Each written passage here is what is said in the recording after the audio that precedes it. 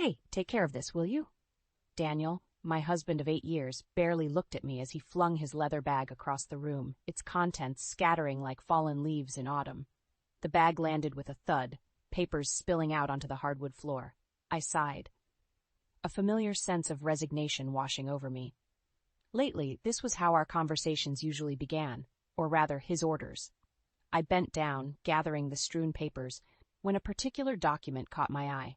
It was stark, official-looking, and utterly unexpected, a divorce paper. My heart sank. Then, oddly, a wave of relief followed. The kind of relief you feel when a long-dreaded inevitability finally stares you in the face. Daniel's part was already filled in. He had made his decision, without so much as a conversation. The realization stung, but it was also liberating in a strange way. Without a second thought, I found myself reaching for a pen. My hand trembled slightly as I filled in my details. Sarah Thompson, I wrote, my name etching the end of an era. I paused, looking at the man I once thought I knew. Daniel was lounging on the sofa, mindlessly flipping through TV channels. The man who had once been my partner, my confidant, had become a stranger. Sarah, what's for dinner? His voice, devoid of warmth, pulled me back to the present. I turned to him, the divorce paper still in my hand. We need to talk, I said, my voice steady despite the chaos inside me. Daniel finally looked at me, his eyes narrowing.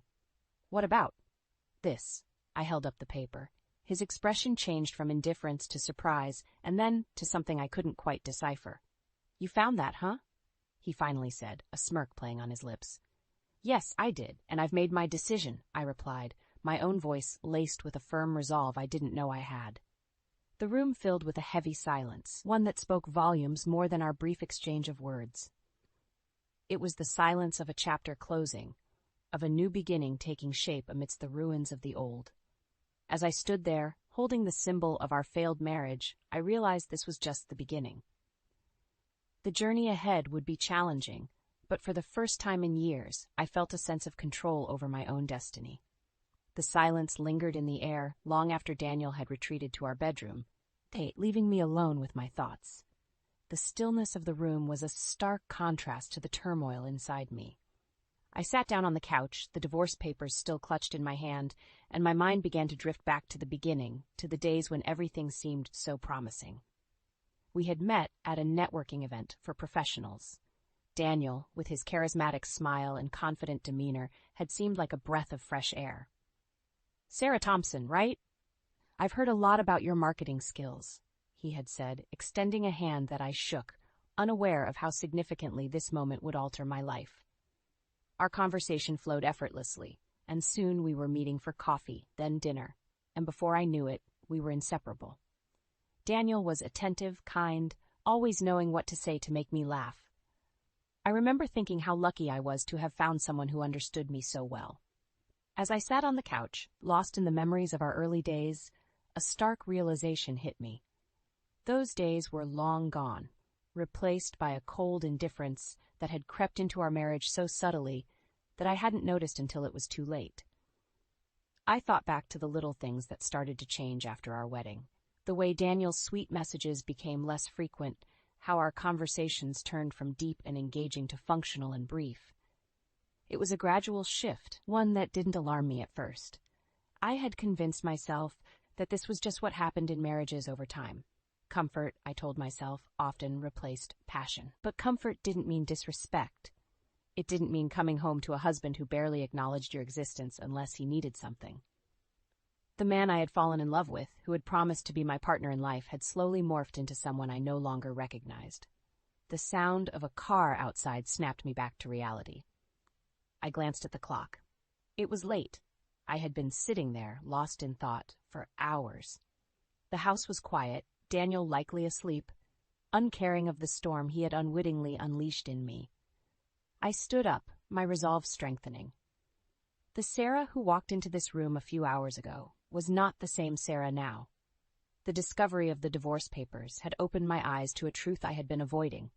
Our marriage was over, and it was time for me to reclaim my life. I placed the divorce papers on the table, a symbolic gesture of my readiness to face whatever came next. Tomorrow, I would start the process of untangling my life from Daniel's. It would be challenging, but I knew I had to do it, not just for my own sake, but for the woman I once was and the woman I needed to become again.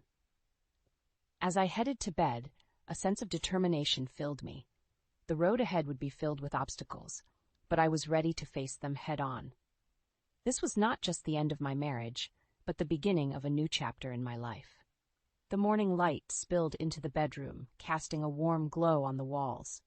It was a new day, but the weight of my decision still rested heavily on my shoulders.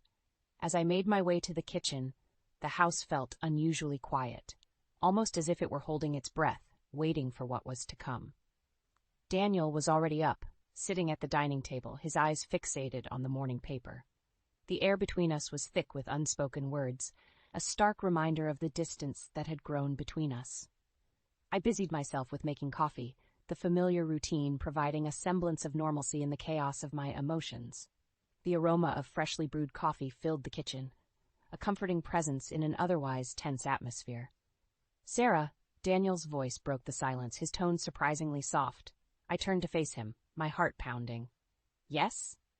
"We need to talk about this," he said, gesturing towards the divorce papers that lay between us. I took a deep breath, steadying myself. "Yes, we do." The conversation that followed was a far cry from the heated arguments we had become accustomed to. Instead, it was a candid, albeit painful, acknowledgement of where we had ended up. Daniel spoke of his frustrations, his sense of being trapped in a life he hadn't envisioned. I listened, not with the intent to argue, but to understand. As he spoke, I couldn't help but wonder how we had missed the signs. The late nights at the office, the weekends spent apart, the growing silences at dinner, they were all telltale signs of a marriage unraveling at the seams. "I just feel like we're living separate lives under the same roof," Daniel finally admitted, his voice barely above a whisper. "I feel the same," I replied, the truth of my words hitting me with full force. We were two strangers sharing a life that no longer existed. The conversation shifted to practicalities: the house, our finances, the inevitable legal proceedings. It was a surreal experience, discussing the end of our marriage with a calmness that belied the turmoil within. As the morning turned into afternoon, we reached a mutual understanding.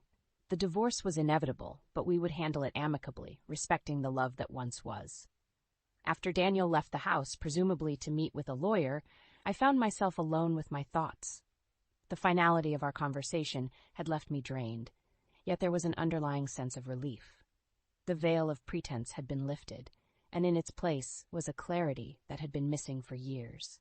I wandered into the living room, my eyes falling on the paintings that adorned the walls. They were remnants of a passion I had long forgotten, my love for digital art.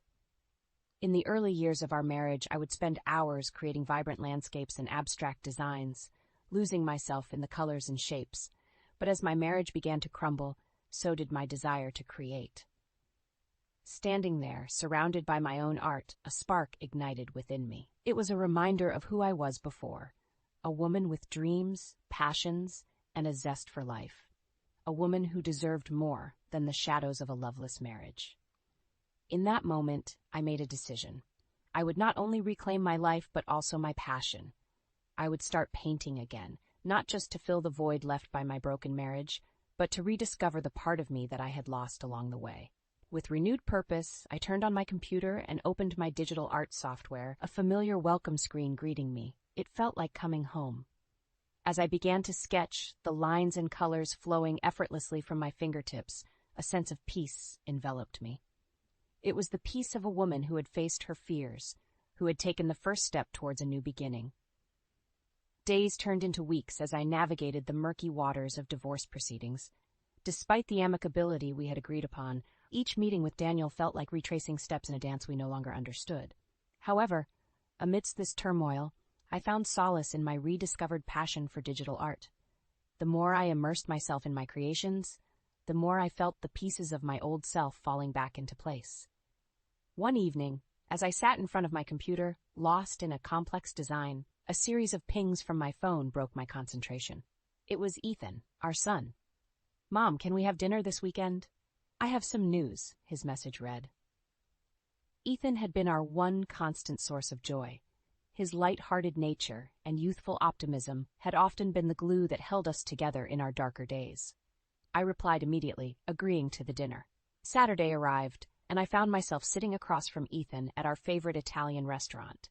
He had the same sparkling eyes and easy smile that had always reminded me of Daniel in our happier times.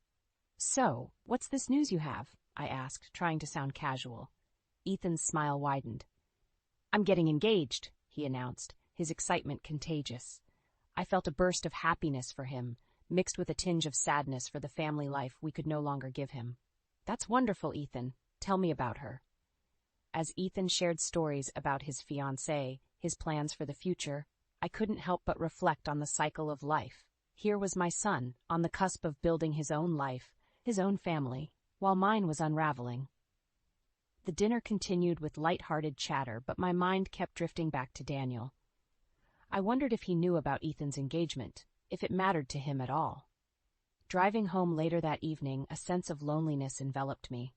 The house that once echoed with the laughter and arguments of a family now stood silent, a monument to a life that once was.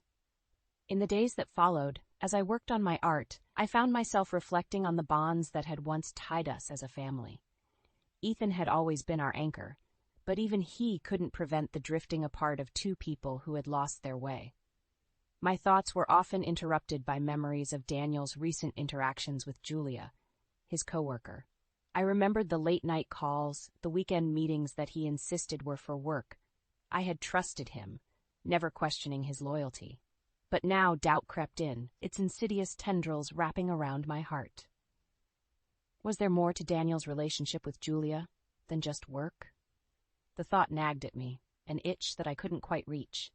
I remembered the casual touches, the shared laughs, the way they seemed to exist in a world of their own during company functions. I shook my head, trying to rid myself of these thoughts. It didn't matter now. Daniel and I were on separate paths, our journey together, nothing but a memory. As I continued to delve into my art, I realized it was more than just a hobby. It was my lifeline, pulling me away from the edge of despair. With each stroke of my digital brush, I felt a sense of purpose, a reminder that there was life beyond the ruins of a failed marriage. The weeks leading up to Ethan's engagement party were a blur of activity and mixed emotions. While I busied myself with preparations, a part of me dreaded the event. It would be the first family gathering since Daniel and I had decided to divorce, and the thought of facing him in a room full of people filled me with unease. The day of the party arrived, and the atmosphere was festive, filled with laughter and the clinking of glasses. Ethan and his fiancée, a charming young woman named Anna, were the picture of happiness. Watching them, a sense of melancholy washed over me. They were beginning their journey together, full of hopes and dreams, while mine with Daniel was coming to an end. As guests mingled, I caught sight of Daniel across the room. Our eyes met briefly, 1,000 words passing between us in that silent exchange. He looked older, more tired, and for a fleeting moment, I felt a pang of the old affection. But it was quickly replaced by the stark reality of our situation. The evening progressed, and I found myself in conversation with some of Ethan's friends. Their youthful enthusiasm was infectious, and for a while I forgot the complexities of my own life. It was then that I noticed Daniel talking to Julia in a corner of the room. They were laughing, their heads close together in a way that was intimately familiar. The sight struck a nerve, and a surge of emotions welled up inside me. The doubts that had been simmering in my mind came to the forefront. The more I observed them, the clearer it became. There was something between them, something more than just professional camaraderie. I felt a mix of anger and sadness, the realization of Daniel's betrayal hitting me like a wave. As the evening wound down and guests began to leave, I found myself standing outside, taking in the cool night air. The sounds of the party faded into the background, leaving me alone with my thoughts. Ethan joined me, his expression softening as he saw my troubled face. "Mom, are you okay?"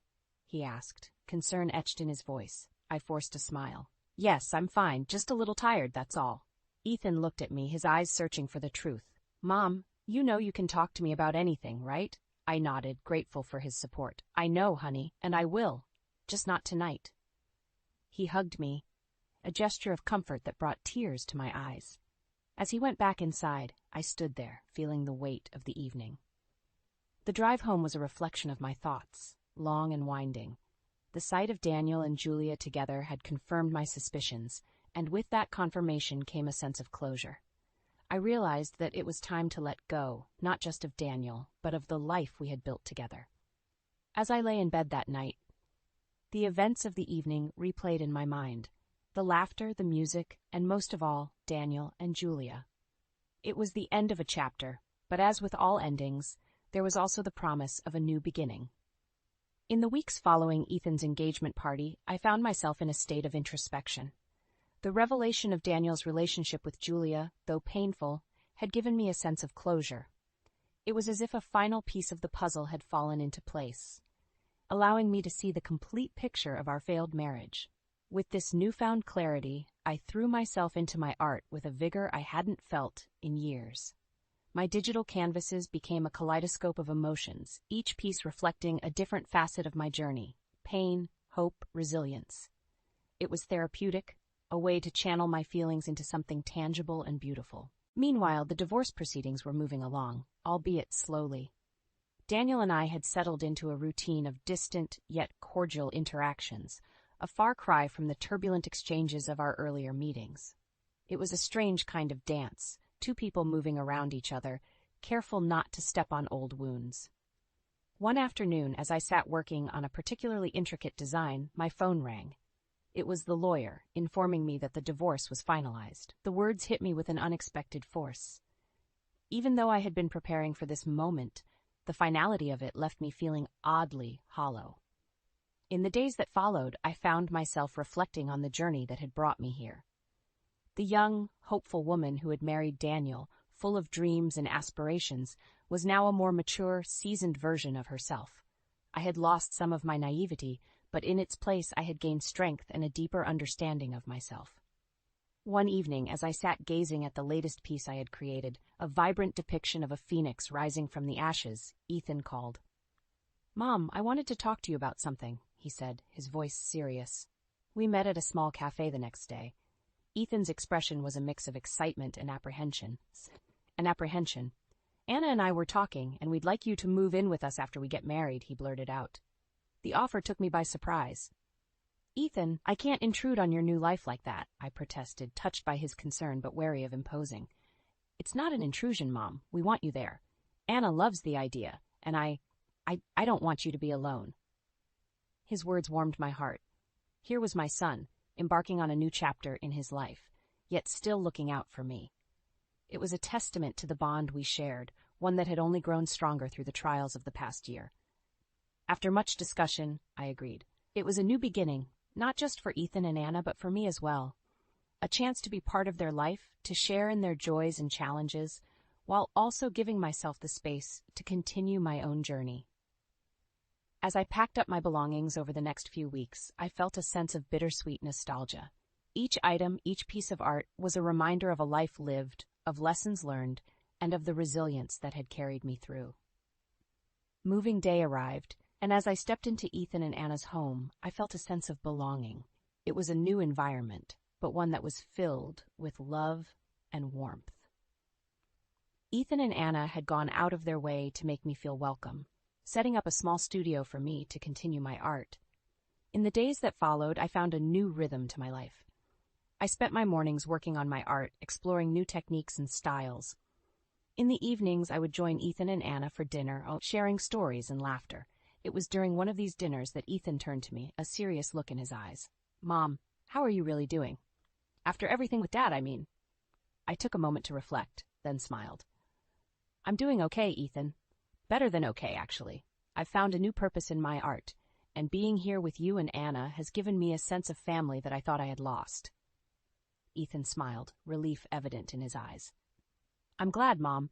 You deserve to be happy." As we continued our dinner chatting about everything and nothing, I realized that this was what healing looked like. It wasn't a sudden, dramatic change, but a gradual rebuilding of oneself, piece by piece. And as I looked around the table, at the faces of my son and his fiancée, I knew that I was exactly where I was meant to be. In this new beginning, I had found not just a place to live, but a home. Living with Ethan and Anna brought a sense of harmony and companionship that I hadn't realized I was missing. Their youthful energy and love for each other were infectious, and I found myself looking forward to the simple pleasures of our daily life together. One afternoon, as I was setting up my art supplies in the small studio Ethan had arranged for me, my phone buzzed with a message. It was from a number I didn't recognize. Hesitantly, I opened it, and to my surprise, it was from Julia, Daniel's coworker. "Sarah, can we meet? There's something I need to tell you about Daniel," the message read. My heart skipped a beat. What could Julia possibly have to say about Daniel now after all this time? Curiosity piqued. I agreed to meet her at a nearby cafe the next day. Sitting across from Julia, I noticed the nervousness in her eyes. She fidgeted with her coffee cup before speaking. "Sarah, I owe you an apology," she began, her voice trembling slightly. "Daniel and we had an affair. It started before your divorce. I didn't realize the extent of the damage we were causing." Her confession, though not entirely unexpected, still stung. I had suspected their relationship, but hearing it confirmed brought back a flood of emotions. "Why are you telling me this now?" I asked, struggling to keep my voice steady. Julia sighed, a look of genuine remorse on her face. "I ended things with Daniel. It was wrong, and I regret it deeply. I just thought you deserved to know the truth." I sat there, processing her words. Part of me wanted to be angry, to lash out at the woman who had been part of my marriage's downfall. But another part, the part that had found peace and moved on, simply felt pity.